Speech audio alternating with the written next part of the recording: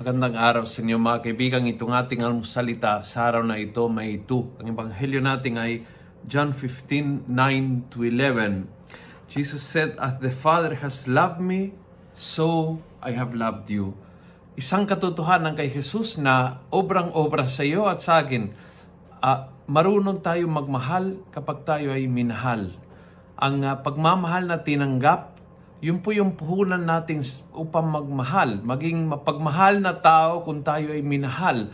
Kaya napakahalaga na mahalin ang tao sa ating kapaligiran dahil ipapasa nila sa iba. If you love your children rather than criticize your children, sila po ay magiging mapagmahal. Kung masyado kang demanding sa kanila, sila'y magdududa sa sarili at yung pangunahin damdamin, hindi yung pagmamahal, kundi yung pagdududa sa sarili. And they will doubt themselves and therefore doubt everybody else or try to show off to everyone else dahil mahina ang loob, dahil hindi naramdaman ang pagmamahal. Ito po yung nangyayari sa ating mga pamilya, nangyayari din sa relationships. If you love, the best way of accepting a person, rather na balik-balikan lahat ng pagkakamali na nakaraan niya, if you love that person, then the relationship will be a loving relationship. At parehas po nangyayari sa paglilingkod sa simbahan.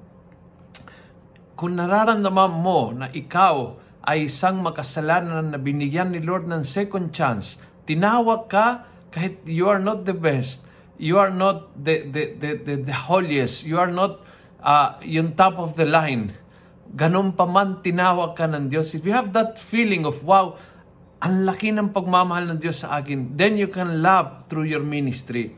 You can be a very loving lay minister or lector, priest, choir member, sacristan, dahil mararamdaman mo na talagang utang na loob ko sa Panginoon, iparamdam sa iba ang pagmamahal na pinamalas niya sa akin. So important to be loved first, so that we can love second. At yun po ang paanyaya sa ating ngayon, na maging mapagmahal tayo dahil minahal tayo ng lubos, ng husto, ng Panginoon, ng Diyos Ama. But then go back there, your family, you have a loving community, you have friends, people that accepted and love you as you are. Yun ang puhunan mo para sa tunay at malalim na pagmamahal. Kung nagustuhan mo ang video ito, pass it on. Punuin natin ang good news ang social media. Gawin natin viral. Araw-araw ang salita ng Diyos. And God bless.